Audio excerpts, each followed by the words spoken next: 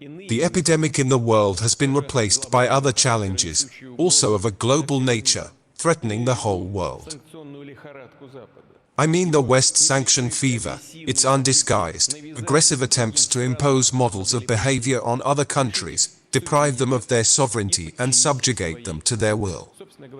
Strictly speaking, there is nothing unusual in this. This is a policy that has been pursued by the collective West for decades. The catalyst for these processes was the elusive dominance of the United States of America in the global economy and politics, as well as the stubborn unwillingness or even inability of Western elites to see and recognize objective facts. I have already said that recently irreversible, one might say, tectonic changes have taken place in the entire system of international relations. The role of dynamic, promising states and regions of the world, and above all, of course, the Asia-Pacific region, has grown significantly. These countries have become new centers of economic and technological growth, points of attraction for personnel, capital, and industries. Despite this, Western countries strive to maintain the old world order that is beneficial only to them, to force everyone to live according to the notorious rules that they themselves invented, and regularly violate, constantly change for themselves, depending on the current situation. At the same time, the unwillingness of other countries to submit to such dictatorship and arbitrariness is forcing the Western elites, to put it simply, to break loose, to make short-sighted, adventurous decisions, both from the point of view of world security, politics, and from the point of view of the economy. All these decisions run counter to the interests of countries and peoples, by the way, including the citizens of the Western states themselves. The gap between Western elites and the interests of their own citizens is increasing. Thus, the achieved level of industrial development in Europe, the quality of life of people, socio-economic stability, all this is thrown into the furnace of the sanctions furnace, spent on orders from Washington in the name of the notorious Euro-Atlantic unity, and in fact, is sacrificed for the sake of preserving the dictatorship of the United States in world affairs. Back in the spring, many foreign corporations raced to announce their withdrawal from Russia, believing that it was our country that would suffer from this more than others. But now we see how, one after another, production and jobs are being closed in Europe itself.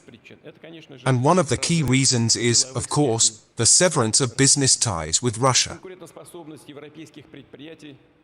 The competitiveness of European enterprises is declining, because the EU authorities themselves are actually depriving them of affordable raw materials, energy resources and sales markets.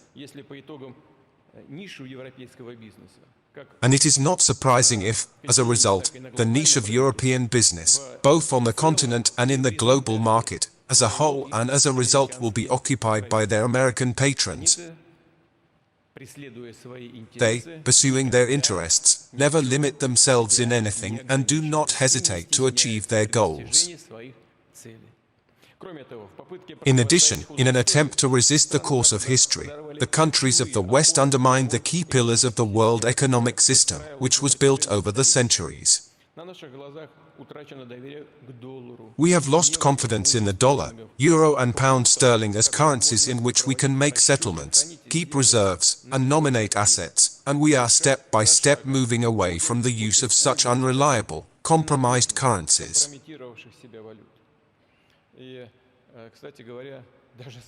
By the way, even the allies of the United States are gradually reducing their dollar holdings. This can be seen from the statistics. Gradually, but the volume of settlements is reduced in dollars, and savings are declining. I would like to note here that yesterday Gazprom and its Chinese partners decided to switch to the ruble and yuan in a 50-50 proportion when paying for gas supplies. I will add that the short-sighted actions of the Western authorities have spurred global inflation. It has already updated long-term records in developed economies.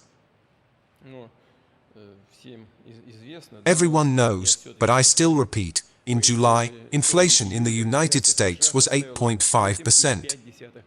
We now have it somewhere around 14%. I'll talk about it later, but the trend, unlike Western economies, is on the decline. There, inflation is on the rise, here, on the decline. I think that according to the results of the year, we will have somewhere around 12%, and, according to many of our experts, in the first quarter, by the second quarter of next year, we will most likely reach the target indicators.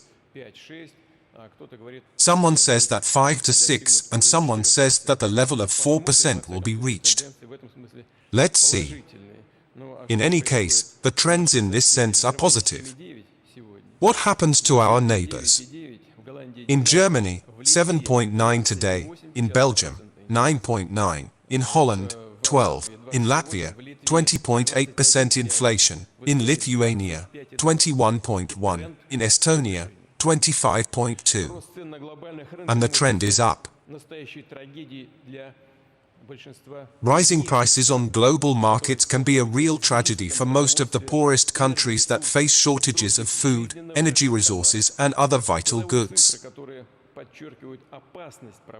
I will name the figures that underline the danger of the problem. If in 2019, according to the UN, 135 million people in the world experienced acute food shortages, now their number has increased 2.5 times and amounts to 345 million people. It's terribly simple.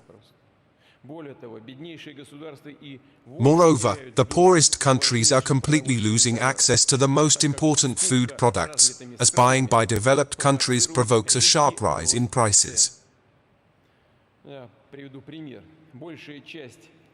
I'll give you an example.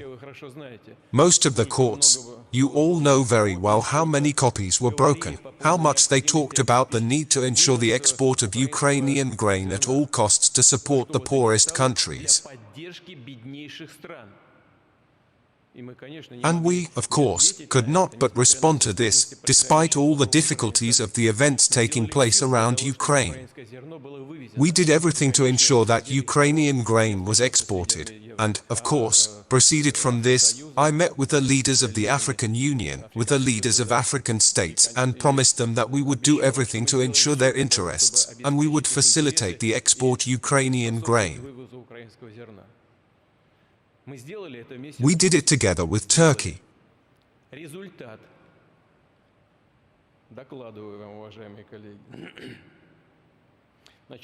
As a result, I report to you, dear colleagues, if Turkey is excluded as an intermediary country, then almost all grain exported from Ukraine is sent not to the developing and poorest countries, but to the EU countries.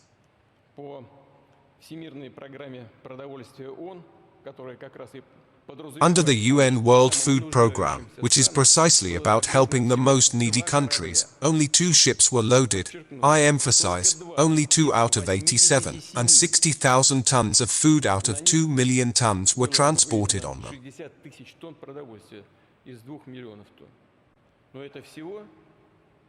This is only 3%, which are sent to developing countries. I want to say that just as many European countries acted as colonialists in previous decades and centuries, they continue to act today. Once again, they simply deceived the developing countries and continue to deceive. It is obvious that with this approach, the scale of food problems in the world will only grow, unfortunately, to our great regret, which can lead to an unprecedented humanitarian catastrophe. And it may be worth considering how to limit the export of grain and other food along this route. I will certainly consult on this subject with the President of Turkey, Mr. Erdogan, because it was he and I who worked out a mechanism for the export of Ukrainian grain, first of all, I repeat, in order to help the poorest countries. What happens in practice? Let me emphasize again, the reckless steps of the United States, Britain, and the European Union, which are obsessed with illusory political ideas, led to this situation, and they pushed the well-being of their own citizens, and even more so people outside the so-called golden billion, into the background, which will inevitably lead Western countries into a dead end of the economic and social crisis, will result in unpredictable consequences for the whole world. Dear colleagues, Russia is coping with the economic, financial and technological aggression of the West. I'm talking specifically about aggression, there is no other way to call it. Russia's foreign exchange and financial markets have stabilized, inflation is declining, as I have already mentioned, and the unemployment rate is at a historic low of less than 4%. Estimates and forecasts of economic dynamics, including by entrepreneurs, are now much more optimistic than they were at the beginning of spring. Thanks for watching. If you like our info, subscribe to channel and watch the next video.